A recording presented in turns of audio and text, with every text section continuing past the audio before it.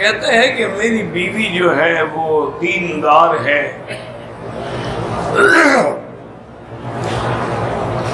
اور پرہیزگار بھی ہے، لیکن اپنی چھوٹی بہن سے اس کو بغض ہے، تو یہ پھر دینداری کہاں رہی؟ دیندار تو کسی سے بغض نہیں رکھتا ہے۔ حضور پاک کی حدیث ہے کہ آدمی رشتہ داری ہو یا دوستی ہو یا تعلق ہو، ایمان والا جو ہے کسی سے 3 دن سے زیادہ وہ بغض نہیں رکھتا ہے، اور 3 دن سے زیادہ کسی سے تعلقات کو نہیں توڑ سکتا۔ اس کو چاہیے کہ اپنے دلوں کو صاف کرے، چونکہ ایمان کی نشانی یہ ہے۔ اس لیے قرآن کہتے ہیں وَنَزَعْنَا مَا فِي صُدُورِهِم مِّن غِلٍّ، قیامت والے دن ہم مومنین کے دلوں سے کینہ اور بغض اور عناد یہ نکال دیں گے، ان کے دل صاف ہوں۔ جب تک دل صاف نہ ہو پھر پرہیزگاری یا دینداری کا کیا فائدہ ہے؟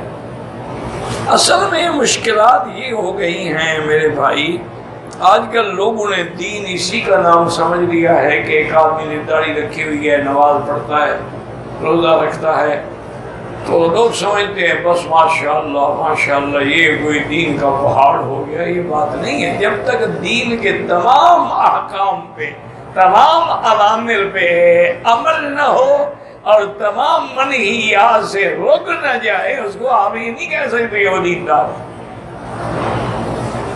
اب دیکھیں کتنے مسلمان ہیں، اللہ ان کو بچائے، یعنی عابد ہیں، زاہد ہیں، روزہ ہے، نماز ہے، لیکن سود کھاتے ہیں۔ بینکوں سے کاروبار ہے، بینک کا کاروبار تو ہوتا ہی سود سے۔ اسی طریقے سے کئی لوگ ہیں جو سٹا کھیلتے ہیں،